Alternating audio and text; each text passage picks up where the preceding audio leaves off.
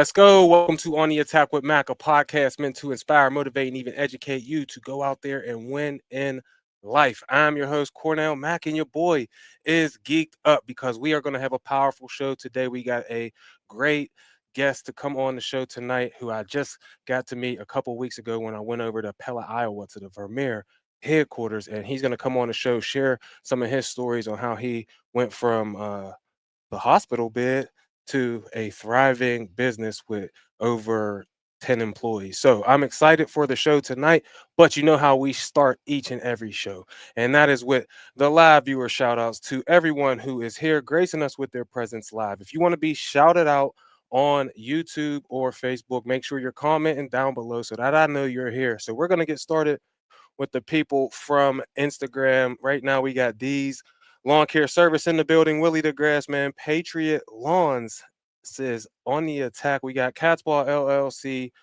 Honcho Harp, Lone Wolf Landscaping right now. He says, "What's up over here on YouTube?" We got my man Drew, who was actually first to the party before the show even started. He was in here. We do the show every night, every Monday night, 9 p.m. Eastern, live. So you're gonna hear all of the mess ups, all right? Just like that one that just happened. But every Monday night, live at 9 p.m. Eastern, we get this show started. My man Drew was the first in the party commenting before the show even went live. We got my man C's Landscaping, the LBC OG in the building, G6 Landscaping, Snow and Removal in the building, Mallard Allen LLC, who just had a reel go over 1 million views on his Instagram page. Shout out to him. And then my man Drew, like I said, was first to the party.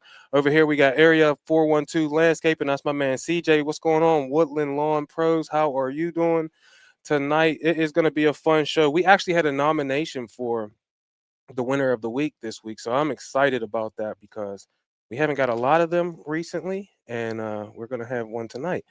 But that's the live viewer shout outs right now. I appreciate everyone who is here watching the show with us live. Like I said, we do it every Monday night at 9 p.m. Eastern. And we do the live viewer shout outs, followed by the motivational minute, then the winner of the week, which again, we got a nomination this week, which is dope. And then last but not least, we have Tate's word of the week. That's how we start each show to get you ready to go on your Monday so you can start those grass cutting go-karts or whatever piece of machinery you use and get out there and kill it for your family so you can win in life. This week's motivational minute was inspired by my man Drew, who sent that nomination because um the person that Drew nominated is a part of his testimony. And so you guys know how much I enjoy motivational speakers, and I always talk about who my favorite is, Mr. Jim Rohn, who's no longer with us. But one of the things I heard him talk about one time is one of life's greatest experiences. And I talked about it on the podcast before, but he says one of life's greatest experiences is being part of someone else's testimony. Someone who believed in you before you could believe in yourself, someone who got you started, someone who picked you up when you were falling down, someone who kept you going when you wanted to quit, someone who just believed in you. To be a part of someone's testimony, and then they mention your name, he says. And I always thought that was super dope and just a dope way to live your life is to be a part of someone else's testimony. Someone talks about you in a positive way because you infected their life and made their life better. Because in this world full of darkness, we need some people to be light bringers in this world. So be a part of someone else's testimony. And if you live your life that way, I promise you, you will have the goal that I have. You will achieve the goal that I have, which is to have that long funeral procession of people seeing you go to heaven to meet that good Lord because you did so many good things for people down here. And that's why you'll be part of someone else's testimony. So, live your life like that. I think that's just a dope way to be. That concludes this week's motivational minute, which was brought to you by Equip Expo. Equip Expo is going on October 22nd through the 25th down in Louisville, Kentucky. Let's go. It'll be 3 days, the biggest trade show in our industry, the green industry. Indoor area, big as like 5, 6 Walmarts. Outdoor area, like 6 football fields.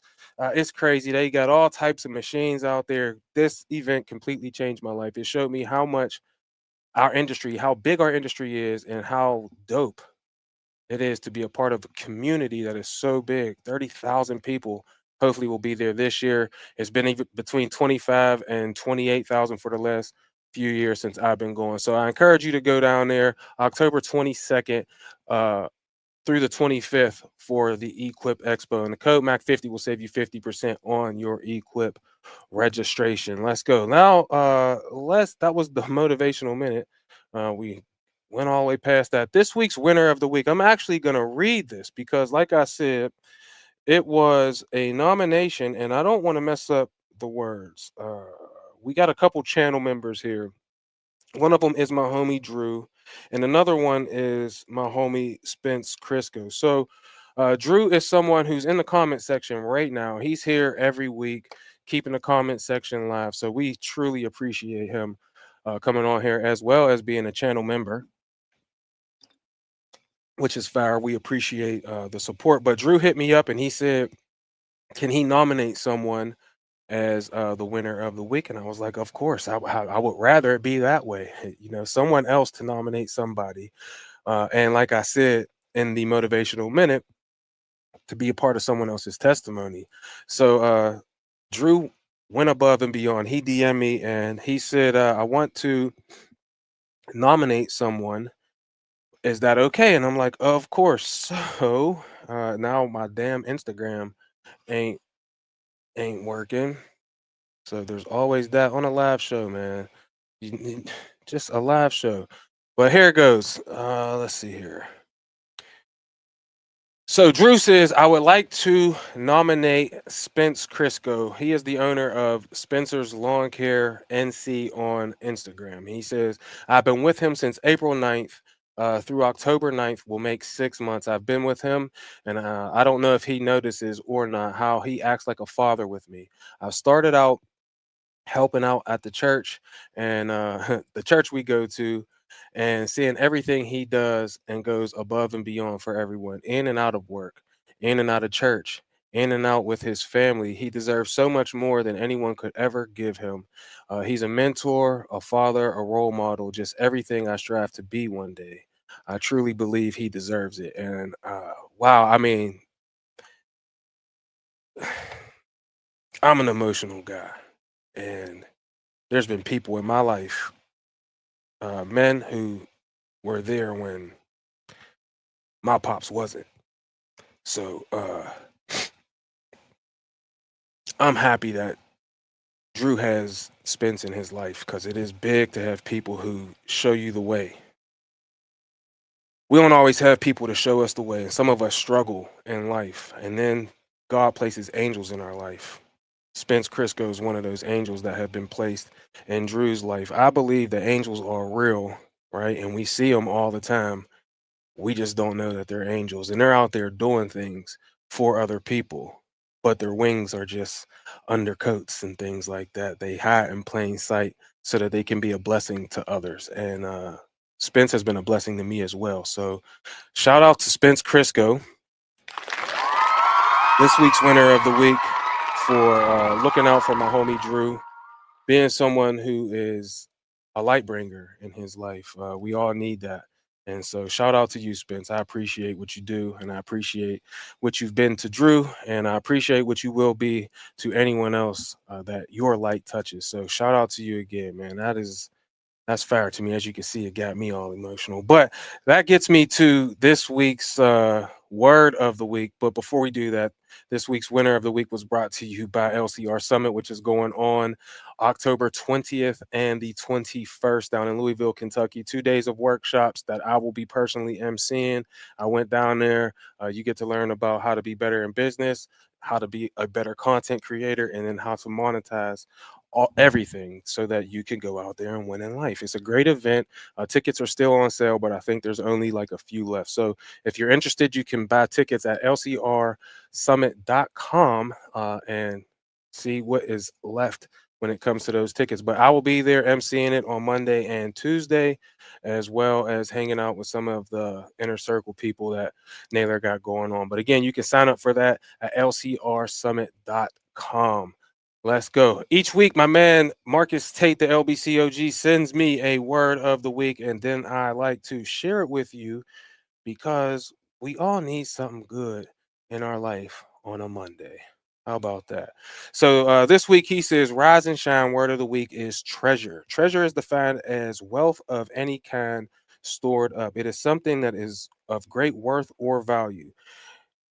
Did do you know that you have treasure within you? And in all the stories and the movies, treasure was something that had to be found and taken and it took great work to attain it. There's a picture that shows a person who is digging for a treasure. It looked like they had been digging for a long time, and one gave up. We could see through the picture that there is one is only inches away. I'm sorry for my terrible reading. Uh, what we could see on the picture is that they were only inches away from the treasure. One thing that we cannot do is give up. We're almost there. The wealth that you are looking for is hidden deep within. Keep digging. You're almost at your full potential. But we have this treasure in earthly vessels that is excellence of the power may be of God and not in us. That is from Second Corinthians chapter 4, verse 7 in the New King James Version of the Bible. I'm gonna pray that God gives me uh better reading skills because I just butchered that. My goodness gracious, on a live show, no less. I need someone to start reading these things. Maybe I'll have Marcus Tate read them on his own because my gosh, did I just butcher that? But you are a treasure of God. This is something that I truly believe. You were put here to achieve a destiny, and that destiny is the treasure of your life. We must dig for it always. We must always search for it, and those who search will then find that treasure of life. I believe. So go keep searching for your treasure. Guess what? The people who give up, they never find it. But what if you were just 1 inch away from hitting pay dirt? I seen the picture. The picture was a man searching for diamonds. Let me see if I could pull this up for you so you can see it. Here's the picture that Marcus Tate had up there. You see that? The guy's 1 inch away. If he was only to go a little further, he would have got all the riches, but he stopped and turned around. And that's what a lot of us do. We're right about to get to our treasure. And this last part is hard. And that is the time when we stop and we quit. I know a guy who quit after Christmas his senior year of high school when I was younger. 3 months away from the damn diploma and you quit school. The treasure. I don't understand it, but don't quit. If you quit, you'll never get the thing that God has for you. And that's what the devil wants. So don't quit. Uh, Here we are, 13 minutes into the show. That was a fire word of the week. I appreciate you, Marcus Tate. But quickly, me and Captain Jack been just mowing for the week, and that's that. All right, there ain't a lot to talk about when it comes to that. We're getting ready to do perennial cutbacks and get ready for fall cleanups and change to X blades and stuff for the leaf cleanups. I got to fix something on my shoot blocker. Spring broke. Now it's just flopping all over the place. Like I ain't gonna say what I was about to say, but we got to get that stuff taken care of. Now that we got all of that stuff out of the way, I'm excited because I went to Iowa a couple weeks ago. I didn't even know who was coming. I'm laying on the couch, all right, and then this young strapping fellow walks in. I'm like, who the hell is this guy? I think I seen him on a bus at Equip Expo last year. Ah, I did see you. What's your name? He told me his name. I'm not going to tell it to you because he's going to tell it to you here in a second. And I always give the names and tell the people's bona fides, their bona fides before they even get on here and do it themselves. We're not going to do that. But this guy here, I'm excited for you to hear because he's young in age, but old on the stage. Let's go. I'm excited for my man to get here. What is going on with you, homie? What's going on, Mac? Man, I love that intro and that saying. I might have to reuse that one. Well, I already forgot what I just said, so it's a good thing this is being recorded. Yeah, exactly. How you been going, man? Since I Dude, seen we've you been last. we've been so busy. I mean, the Iowa trip was real short but very packed. We had a great time with some amazing people. And as soon as I got back, man, right back to business. Right back to business. So you have a big business. I want to dig into some of your story, and because I know when people hear some of the stuff that I got to hear while we were down, or I guess say down, I guess it was west and north.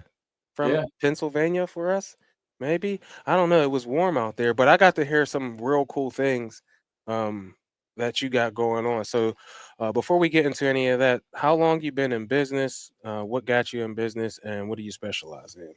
So I've been in business for a little over 10 years. I'm 24 years old. I started my company when I was like 12, 13 years old.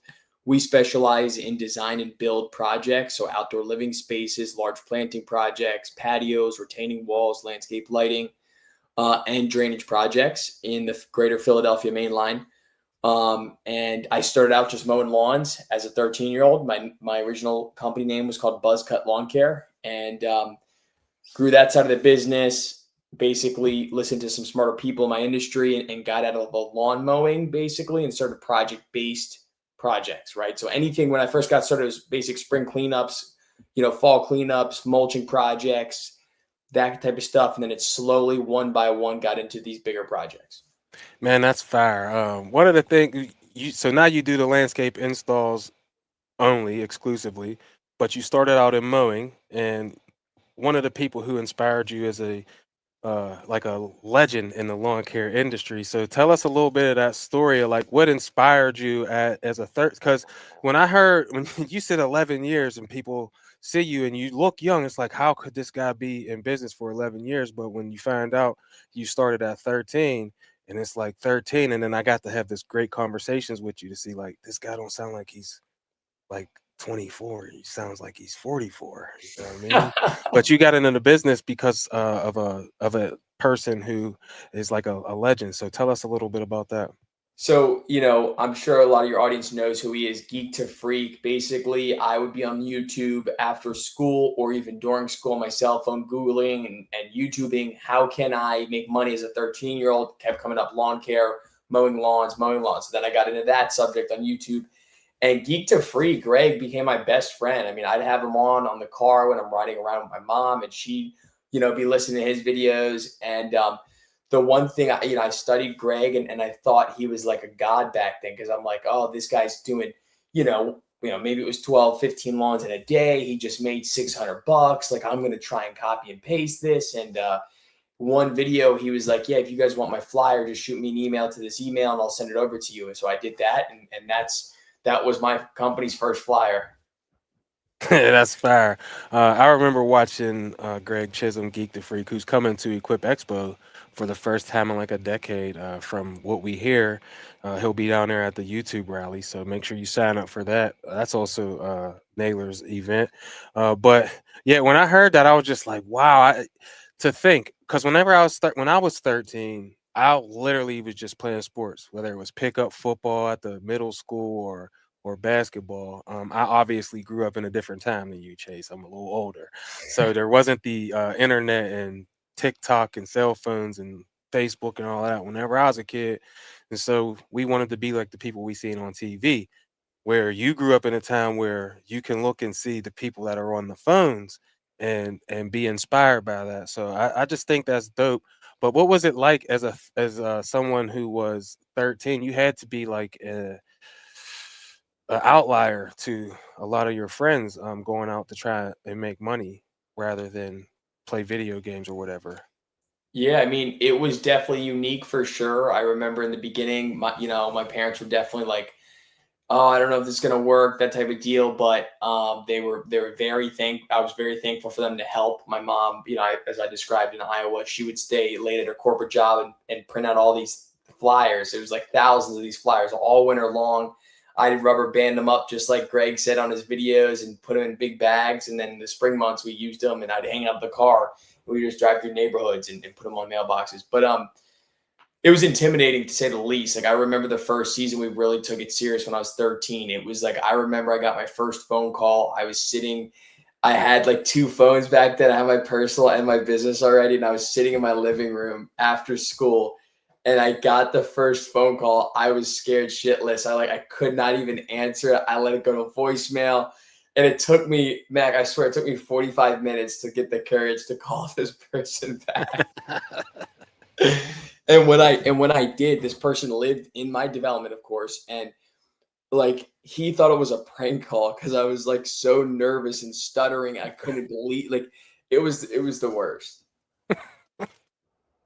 Hey, look, anytime I'll never forget that.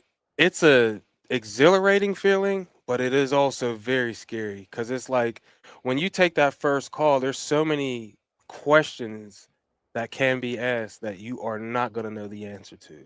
And we all think when we first start out that you need to have the answer, Right. right? So for me, I can't even imagine what that was like as a 13-year-old to have a phone call and it be an adult even 10 years ago, because I mean there wasn't even a lot besides Greg. He was really the only person who was doing lawn care stuff back then. So there wasn't a whole ton of people who were out here like me and like you now. It's like you could do this, and this for this situation. You just had to learn it as a 13-year-old. Did your parents help you at all when it came to that? Because one of the things that I see with people who are successful young, because I'm sure probably 16, you was probably killing it, and people say, "Hey, your parents did it for you," and all of that. Was there some help from your parents? The help from my parents were in so many different ways, Mac. It's hard to describe, and I'm sure we'll get into it later in the pod. But like I said, like my mom was a huge supporter, right? Like when I had to go buy my first trailer for the business, she drove to Lowe's. She had no idea how to drive a trailer, so it was just things like that, right? So um, my mom, even to this day, her whole career is in HR, so she helped me set up my payroll whole thing, and with my payroll company. She'll even give me advice on certain employees in different situations. So yeah, very supportive and always willing to help. I mean, I remember when when I first got started, my brother, I hired him as an employee. So I was paying him and his he had like a Ford Escape back then, to haul my trailer and I around to mow the lawns. And then she had lost her job, and she was like, "Well, listen, I'm home. I might as well just drive you around to your lawn." So like we did that for half a season too. So she very supportive. That's fair. I see. I think that it's supposed to be that way. When people make stupid comments like, "Well, your mom helped you or your dad helped you," I'm like, "Bro, what is their job supposed to be? Aren't they?" So I'm look.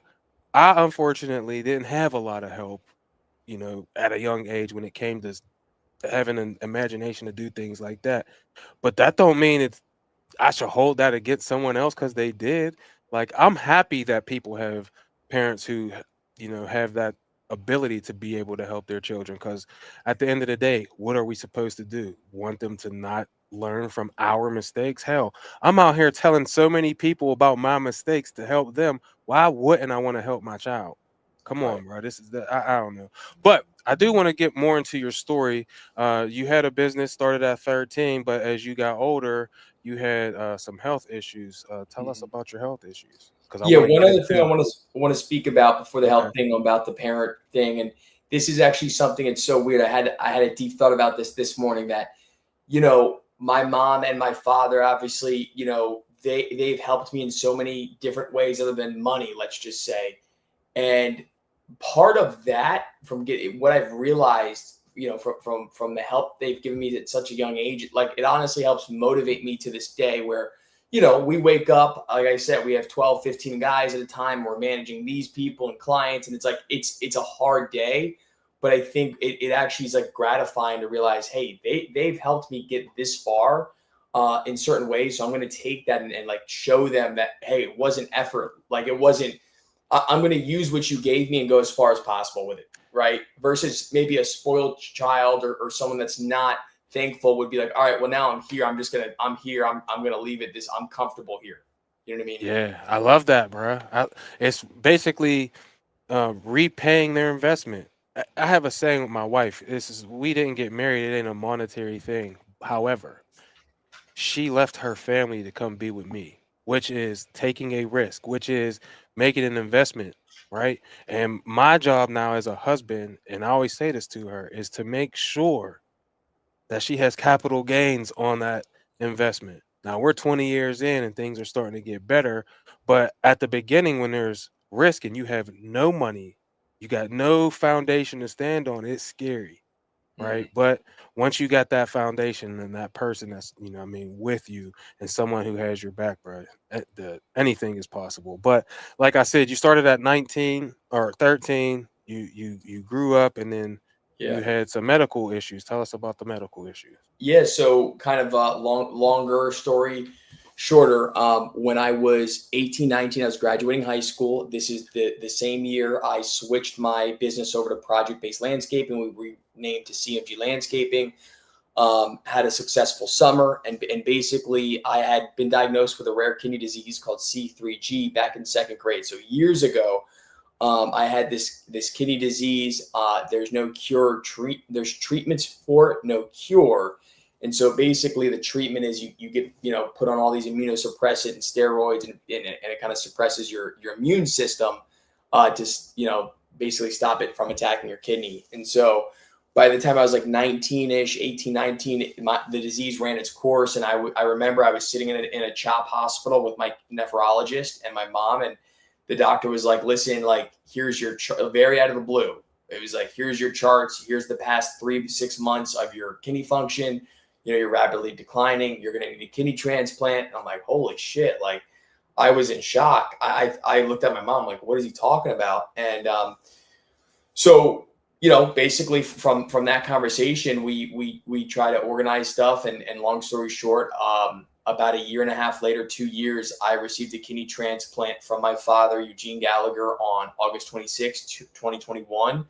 And that experience in it alone, it changed my life. The amount of pain and suffering you go through when they put an organ in your body and you wake up, you're like, holy shit, has just been life altering. And that's why, Mac, I do thank God every day for my words, my breath, and my steps. Those were three things that when you come out of surgery, you don't, you think you have, or you thought you had, but sometimes you don't. And so, if I just have those three things, I'm a blessed man. I'm a happy man.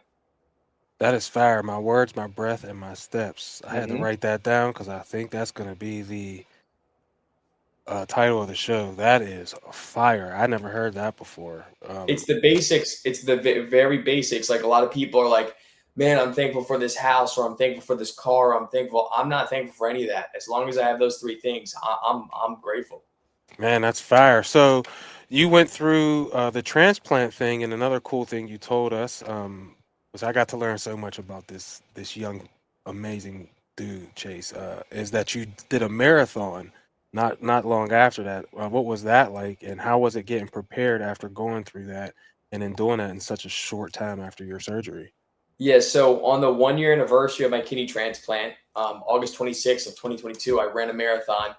And really how that came about, Mac, was after surgery, you obviously can't lift. You can't really lift for months and months. So I would just basically, when I finally got home from the hospital, my workout routine was walk from the downstairs couch to the end of the driveway and back. And then I went like down the street and back. And those walks just became longer and longer.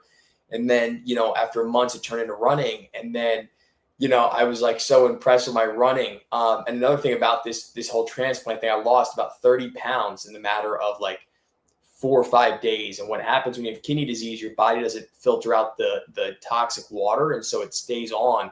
So basically, I felt like I had gotten a new body, and so I started running longer distances. And like one day on a run, God just gave me this thought. Like, I was just thinking about life and the time frames and everything. And 1 year anniversary would be the 26th, obviously, and a marathon is 26.2 miles. So it just clicked in my head. And once I had that thought, I could not get it out. And that's when I'm like, we started, putting this together, talking with my mom, and we turned it into a nonprofit event for rare kidney disease. Man, that's look. I told y'all dude inspired me. I was like, we wanted to do a podcast while we were there, but everything was so condensed, we just didn't have time. And so I was like, first time that I have a guest after that, it's got to be my man Chase.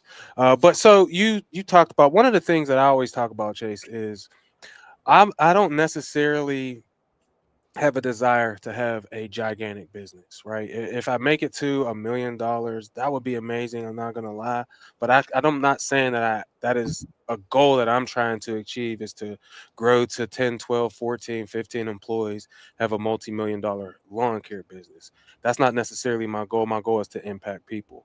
But I always say you can listen to a show, whether it's mine, whether it's someone else's, and take from it what you need and then get rid of the rest.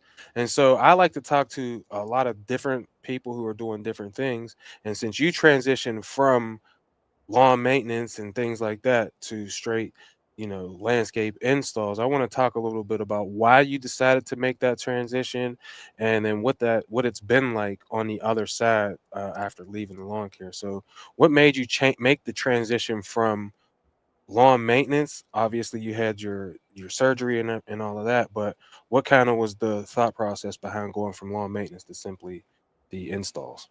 Yeah, the business mind or thought process behind the change was basic, kind of like math. Was, I was looking at what my mowing crew and I would do in one day mowing lawns, and then I would look at like, oh well, that same crew went out and did a mulching project or a mini little drainage project, or ripping out a couple shrubs and installing new ones. And we would always make more money doing the landscaping projects, right? So maybe the comparison was 1,200 a day mowing lawns versus 25, 28, 3,200 a day with that same crew. And so in our state, obviously in PA, it's not year round. We only have so many working days. So my thought process is, well, hey, with the same amount of equipment or capital, why wouldn't I go just focus on those types of projects every day?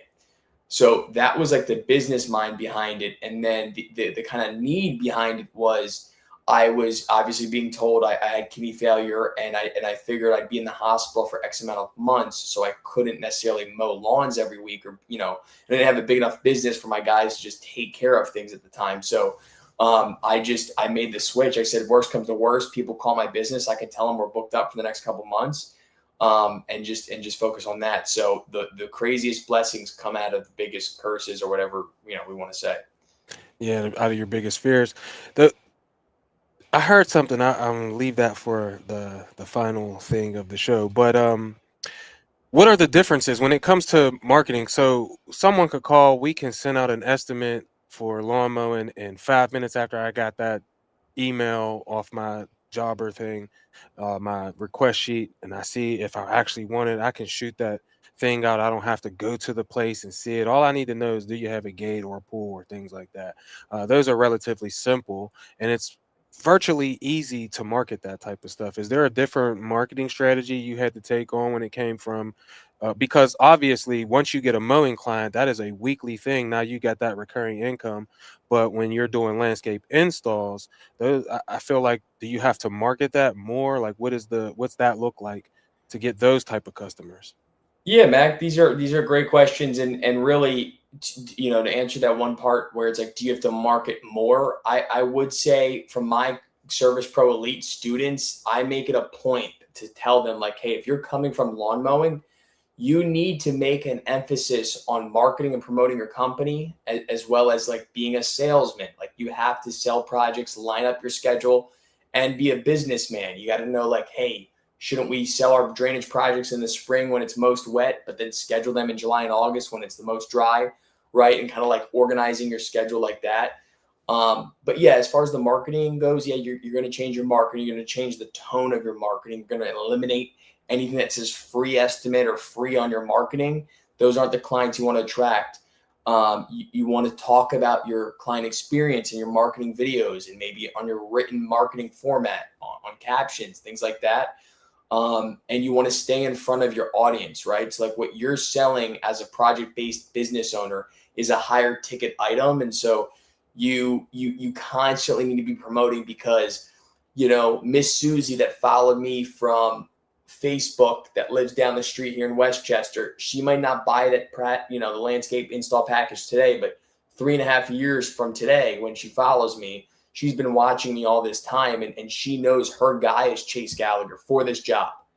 So it's things like that, and then there's paid advertising strategy. There's all sorts of stuff. Now, so let's say someone wants to go from the lawn mowing side to more of the landscape install side, but they're nervous because, man, someone's gonna ask, "Hey, can you put in a retaining wall here for me?" And they're not gonna know what to say. Like, so when you come to a question that maybe you don't know the answer to when you first started out, how did you handle stuff like that? Because there's people who no doubt are gonna get into this thing, and they're not gonna be like me, Chase. There's people who are gonna be like, I just want to get my foot in the door. I'm gonna start doing this, but ultimately, I want to do hardscaping or landscape installs. But if you do lawn mowing for too long, you get locked into that and then you don't really know what's going on. So when you first started out on the new side of the landscape installs and you got those questions that maybe you didn't know the answer to yet, but you were going to find out, how did you handle that? On site with a client. Yes. Or on a phone call, how, just the questions that you don't know the answers to yet. 100%. So my biggest thing when you're on site with a client or and you don't know an answer is you tell them, hey, like I said this today. I mean, even I say that almost all the time. Like, hey, I don't know the answer to that specific question, but my engineer or my landscape designer or XYZ person can answer that, and I will get you an answer. Right. So usually I'm saying, hey, I don't know, but I always say I'm going to provide an answer to your problem. I'm going to provide answer or a solution to your problem, something like that. And the end result is delivered to the client. And so, but to go deep dive on what you're asking too, Mac, in the beginning, I did not know everything. I barely knew anything. My parents literally are not, they're corporate individuals. My mom could paint a room, and my dad couldn't even use a screwdriver. So I don't come from like people that like know how to build shit. And growing up, I was like always jealous of like the buddies that had dads of contractors. I would go across the street and go learn from my buddy's dad who had a workshop and stuff. But I come from that. And so, your network is your net worth is a real phrase. And I was always just networking and building my network. Who did I know? And so when I got into project based, it was a lot of like, hey, I know how to do these 78% of things, but these 22 I don't. So I'm going to call this person or see if he knows this person that can help me do this. No doubt. Well, when you switch from lawn maintenance to the installs, how many employees did you have then, and how many do you have now? And then how did you get those employees? Because obviously, I don't think you had as many when you switched as you do right now. So, how many do you have currently, and then how did you, get to them and all of that? Yeah. So one of the great points, kind of in correlation to your question, is I switched technically when I had like part time or like one or two full time guys and a bunch of part time guys. And that is the best time if you're going to stop lawn mowing and go into project based business.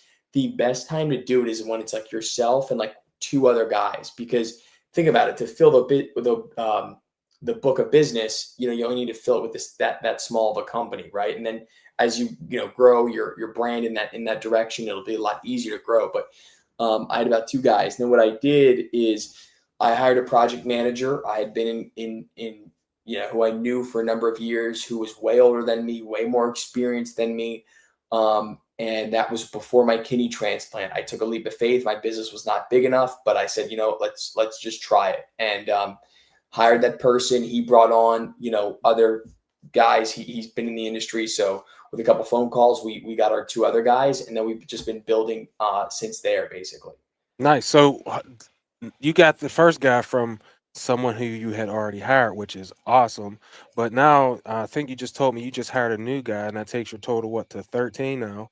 Yeah. So once you had your first, I guess, four guys and yourself, what did you do to get more people? Was it referral base, or did you do ads on Facebook? Like, how, because people say right now, no one wants to work, right? But somehow Chase Gallagher got 13 guys, right? So how do you get employees, new employees now? And another thing is, how do you get them to stay? Great questions, Max. So, like for example, like we were just chatting, I just hired a guy before I came on this podcast. This individual, he actually found me from my TikTok. I asked him, "Hey, how did you hear about me?" He had messaged me on Facebook weeks ago. I got his phone number. This individual is Spanish speaking, and most of my laborers or infield team members are all Spanish speaking except one for right now. And that I focus on that. I focus on like Spanish speaking guys. I know how they work. I know how they've worked for me, and I know it works. So I'm going to keep going in that direction. But for instance, right, this guy, Jorge, he found me from TikTok and messaged me. He was even saying this evening that he came over here and because he found my company on TikTok. Wow. So and then he had another job at another landscaping company, all this kind of stuff. but we've been in cahoots, and we interviewed. So that's how I found him. I found another guy from TikTok. I found another guy from Facebook. These individuals, they find you and connect with you, and I think that's also the value of an online presence. But other than those couple people, it's been my in house team, referral based. Hey, Victor. Hey, Alan. Do you know that I'm looking to hire this person for this pay? Do you know someone? And it'll be referral based. Man, that's fair. I hope that you guys are getting something from this. If you are, do me a favor, like, follow, subscribe if you're watching on YouTube, share it if you're on Instagram, Facebook, or whatever. That's the best way to help to show. We do the show every Monday night, man. Tonight has been fire. You mentioned social media and how some people seen you on social media, and that's how you got Jorge and some other guys. I am a huge advocate for being on social media and being active on social media. You're using it. Obviously, you're getting employees, but we got invited to Iowa for other reasons because we help other people. So, how has social media, outside of getting the helping you to get some new employees and things, how has social media positively or negatively affected your business? Yeah, I mean, overall, it's been such a positive, great experience, and I'm glad I got into it. I started it'll be 3 years ago this October, full time, right? So I was posting before that, but that anniversary is like when I basically took it serious and I started posting every single day on the most of the platforms. And it's life changing. I mean, it really, I could go down different rabbit holes and stuff like that, but whether it's impacting others, right? Just posting one video and getting 15, 50,000 views and the questions that you can answer from that and the impact is fantastic. Yeah, that's fair. It Social media to me is it's one of the most powerful driving forces to people becoming successful. Literally overnight. All it takes is one post. That one post though could get you a Jorge, right? Or it could get you a Captain Jack in my case, who's been with me now for years. It's amazing. But people who they think, oh, social media is stupid, Chase. Mhm. Why should someone who owns a business get on social media? I think because like the analogy I gave, a little bit ago, it's like it's almost like making an investment. Okay, it's like buying a piece of real estate, but instead of outlaying cash, you're going to outlay your time, your effort, and your comfort zone. You have to get out of your comfort zone and put your face on camera. But it's almost like an investment because the more people that see you and your business, right, whether it's today or that same video you posted 3 years ago, still getting views today, it's going to lead to more people knowing who you are and more calls and more leads and all that kind of stuff. So, I mean, that's just a straight up example for landscape business owners. There's other reasons, obviously, like you and I do it for impact to help others, things like that. But um, it lowers your cost to acquire a client, right? It lowers your paid ad spend every year. Maybe if you do a couple of videos a day or a week on social media, you wouldn't have to spend as much on SEO or Google or Angie's, things like that.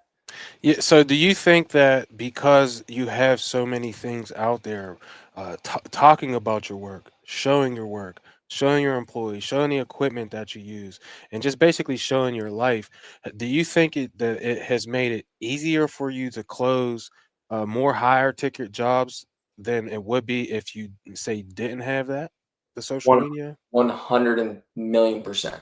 Why? Yes. Because a couple of different whys behind that answer, Mac. But let's give one analogy. When someone that's buying services that I sell, which are like 10, 15, 25, 100K plus, usually they want to do business. Usually my clients want to do business with someone that they like, know, and trust, right? They're going to do business with Chase or they're going to do business with CMG because they saw Victor or Alan, repetitively mentioned in the Google reviews or on our Instagram page, right? So they're going to search out a contractor that they trust. And social media obviously helps us build trust with our potential clients because they see our faces, they see our work, they see our clients' video testimonials. That's just one aspect of it. Yeah, I agree. Since I've started social media, my primary thing is YouTube, and then we do podcasts and things like that. We're smaller on TikTok and Instagram and things like that.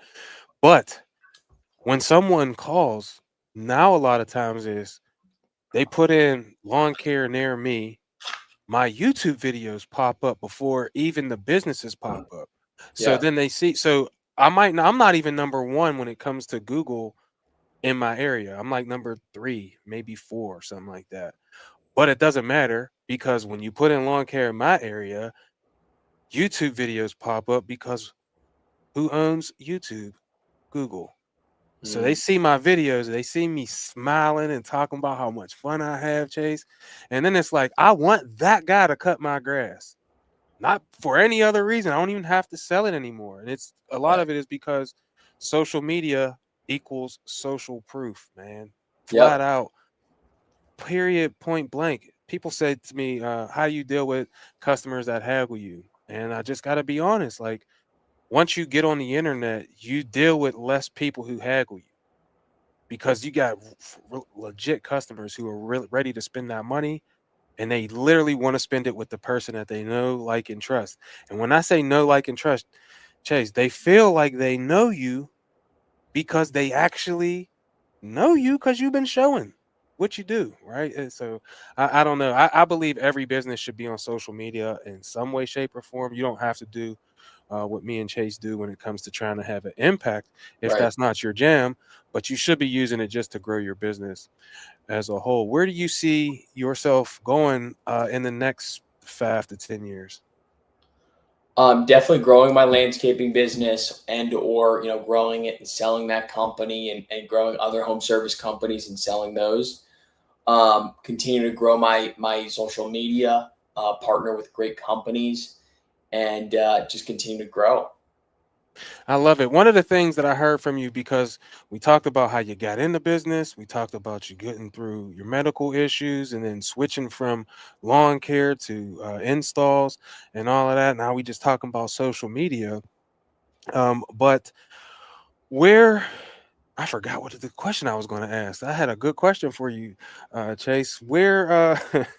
Oh Was it my real God. estate or something or no? Yes, Okay. absolutely. So all of those things you've been doing over the years, and one of the things that we talked about while we were at dinner was some investments and things that you're doing now. So I believe that this what we do. I love lawn care. Don't get me wrong, right? But you know what I love more? Providing for my family.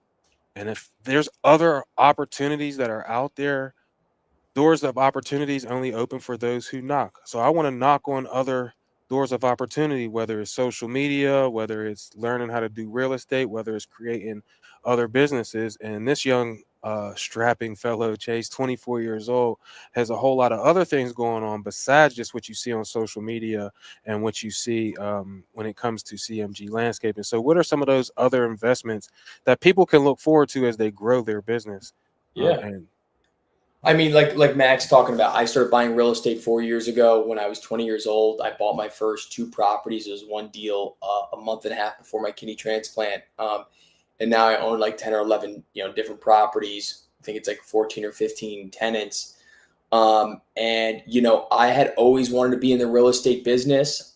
Before I started my lawn care landscaping company, I read Rich Dad Poor Dad, and that's kind of what ignited, or part of what ignited this entrepreneurial journey, was getting into real estate. I didn't have any money, so I started googling on YouTube Google YouTube, how can I make money as a 13-year-old, and that's led me to Greg, and now I'm here talking to you, Mac. But so yeah, I mean, I invest in real estate. Most of it's residential, style, rental real estate. One of it's is a potential development project.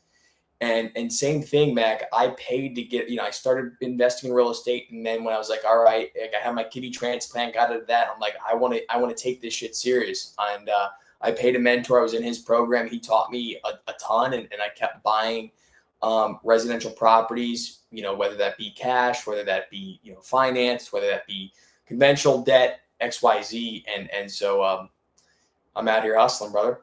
Yeah, one of the things you told me is one of your first investments was actually the property that your shop is on, and how people were telling you you shouldn't buy that property and this and that and this and that, and you did it anyway. Bruh, one time this dude wanted me to coach basketball with him, and I had jobs, so I couldn't. I was obligated to these jobs because I got a family. And when I started my lawn care business and then I quit and actually went full time, I was like, now I have time to go and be a basketball coach, because that was something that I had a passion for, was to help young people learn how to play basketball, because it was something that impacted my life in such a positive way. I called him. Cuz was in the Bahamas, living in the Bahamas. I'm sorry, the Dominican Republic. He had moved to the Dominican Republic to coach basketball down there. So he said, unless you want to get on a plane and live on the island, I ain't coaching anymore in the States or whatever. And I thought to myself, wow, what it must be like to just wake up and take a risk like that is amazing. So I say all that to say, I'm sure people told him, "What? You're going to the Dominican Republic? What are you thinking? You can't even.